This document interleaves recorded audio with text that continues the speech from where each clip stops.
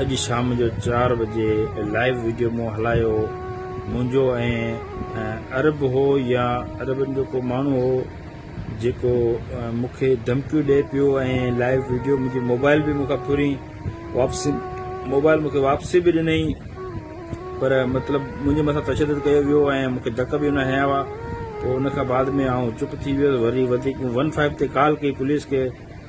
वरी पुलिस जे मूंसां राब्तो ई हो पर उन खां बावजूद हुननि ॿी गाॾी घुराई पर वरी आउं जिथे बीठो त मूं चयो ठीकु आहे तव्हां गाॾी घुरायो ऐं 15 ते कॉल करे पुलिस तो घुरायां। त जीअं सिंध फ्रीडम मूवमेंट नाज़िम जोकियो जे क़त्ल जी मज़म्मत करे थी, असां सम्झूं था त उन ज़ुल्म जी सूरत ई असुल में रियासत जी सूरत जी तस्दीक करे थी।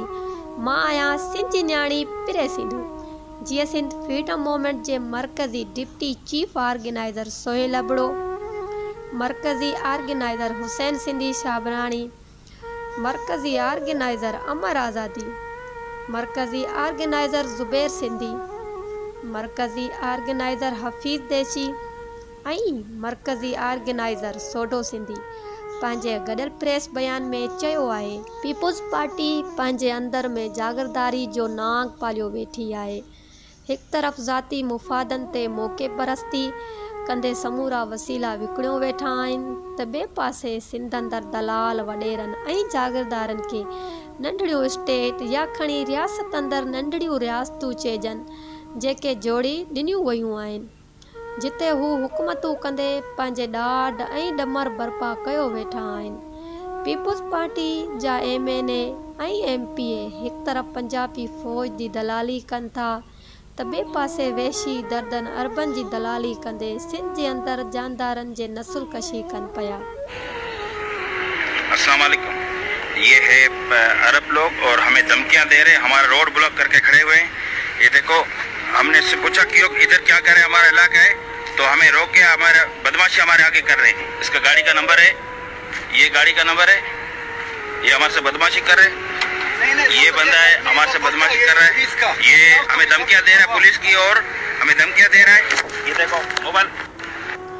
जीअं सिंध फ्रीडम मूवमेंट सम्झे थी त PP मुकमल तरह सिंध दुश्मन आहे, जे मंझां सिंध लाइ चङाई जी उमेद रखण बुबरनि खां ॿेर घुरण बराबरि हूंदो।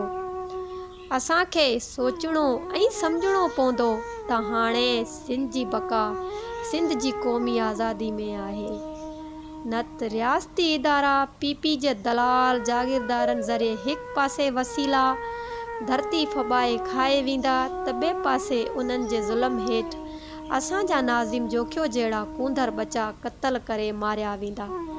नाज़िम जोखियो खे सिंध जे शहर जुंगशाही कोहिस्तान वारे इलाइक़े में धरती जे वरसे ऐं मालिकी जे ॾोह में शहीद कयो वियो आहे, जंहिंखे असां सिंध जो क़ौमी शहीद सम्झूं था, छो नाज़िम जोखियो खे अरब लुटेरे बिन कासिम जी नसुल खे सिंध ते काह वारे वरसे तां क़त्ल कयो वियो आहे।